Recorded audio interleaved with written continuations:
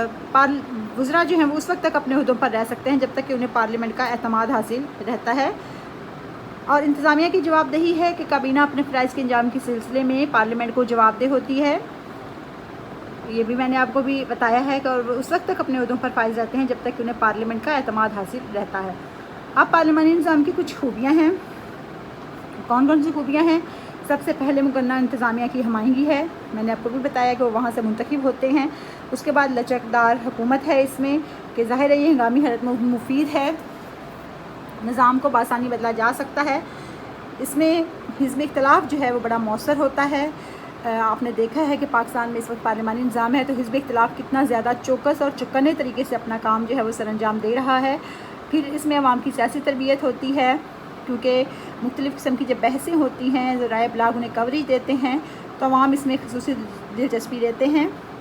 और वज़ीर-ए-आज़म समेत काबीना के अरकान जो हैं वो मुकन्ना की कार्रवाई में शरीक होते हैं और अरकान के सवालात के जवाबात देते हैं। सियासी जमातें भी अवाम से रब्ता रखती हैं और अपने मंशूर से अवाम को आगाह करती हैं और इससे अवाम की मालूमात में इजाफ़ा होता है। उसके बाद ज़िम्मेदार हुकूमत है कि पार्लिमानी निज़ाम हुकूमत एक ज़िम्मेदार हुकूमत है। काबीना मुकन्ना के सामने जवाबदेह होती है। मुकन्ना के अरकान सवालात, तहरीकुल तवा, नुक्ताचीनी और अदम एतमाद के ज़रिए काबीना इंतज़ामिया का एहतसाब कर सकते हैं। उसके बाद एक काबिल और तजुर्बाकार हुकूमत होती है कि वही शख्स वज़ीर-ए-आज़म बन सकता है जो न सिर्फ अपनी पार्टी में मुमताज़ हैसियत का मालिक हो बल्कि अवाम के अंदर भी मकबूल हो। चर्चिल जो है 1900 में पार्लियामेंट का रुकन बना और वो वज़ीर-ए-आज़म 1939 में बना, यानी कि उसे एक सियासी कारकुन की हैसियत से काम करते 39 ईयर्स हो चुके थे।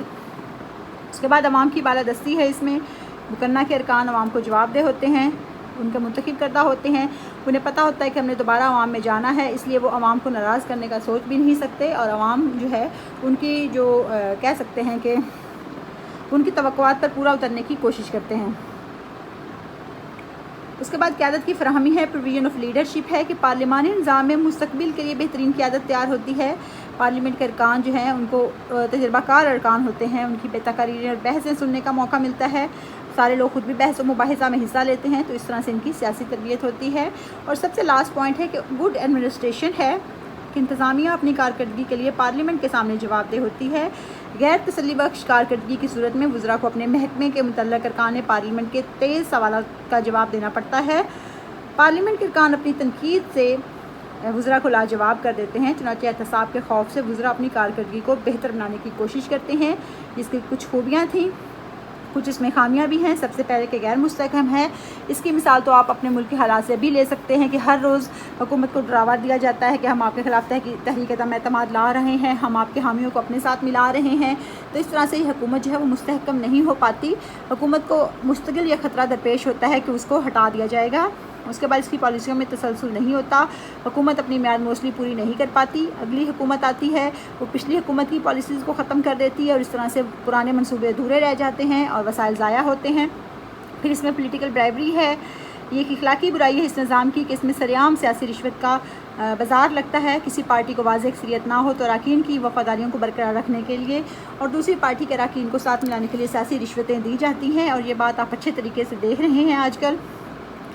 उसके बाद इसमें इनकेपेबल एग्जेक्टिव है कि वज़रा मुकर्रर करते वक्त ये तो नहीं देखा जाता कि वो कितने अहल हैं, बल्कि ये देखा जाता है कि पार्टी में उनका मकाम क्या है। उसके बाद डिक्टेटरशिप ऑफ कैबिनेट है कि काबीना जो है उसने आमराना अंदाज़ अख्तियार कर लिया है।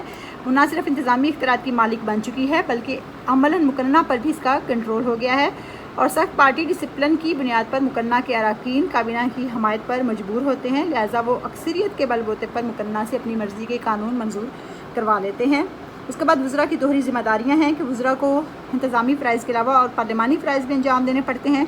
उनका बहुत सा वक्त कानून असम्बली की कार्रवाई में सर्फ हो जाता है, तो इसकी वजह से वो जो उनका काम है इंतज़ामी कार्रवाइयों वाला, वो उस पर मुकम्मल तवज्जो नहीं दे सकते हैं। फिर इसमें इंतज़ामिया सुस्त-रवी का शिकार होती है। इंतज़ामिया को हर मामले में पूरी काबीना को एतमाद में लेना पड़ता है, इसमें इसका बहुत सा वक्त ज़ाया हो जाता है। तो अहम फ़ैसलों के लिए आपको पता है कि कुछ चीज़ जो होती है हंगामी तौर पर करने वाली होती है, तो हम कह सकते हैं कि हंगामी हालत में ये गैर मौजू है।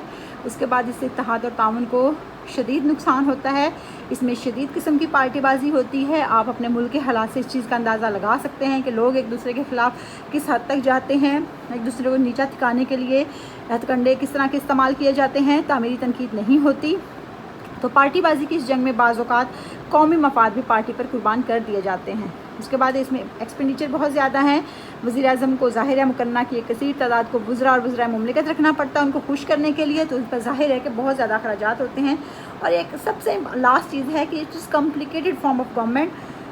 حکومت اور اپوزیشن میں تو معاوضہ رائی ہوتی رہتی ہے، انتخابات کسی بھی وقت ہو سکتے ہیں، کابینہ کسی بھی وقت ٹوٹ سکتی ہے۔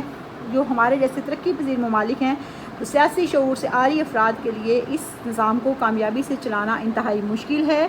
یہ آپ کا آج کا کویسچن تھا، اس کو لرن کرنا ہے اور اس کو آپ نے کل مجھے لکھ کے بھیجنا ہے۔ اس کو 35 منٹس میں لکھ کے آپ نے مجھے بھیجنا ہے تاکہ مجھے پتہ چلے کہ آپ نے اس کو کتنا پریپیئر کیا ہے۔ اور یہ بہت امپورٹنٹ کویسچن ہے، یہ آپ کے پیپر میں بہت زیادہ آتا ہے، اس لیے یہ آپ کو اچھے طریقے سے یاد ہونا چاہیے، نہ صرف اس کی خصوصیات بلکہ اس کی خوبیاں اور خامیاں بھی، اور امید کرتی ہوں کہ آپ اس کو اچھے طریقے سے لرن کریں گے۔ Thank you so much.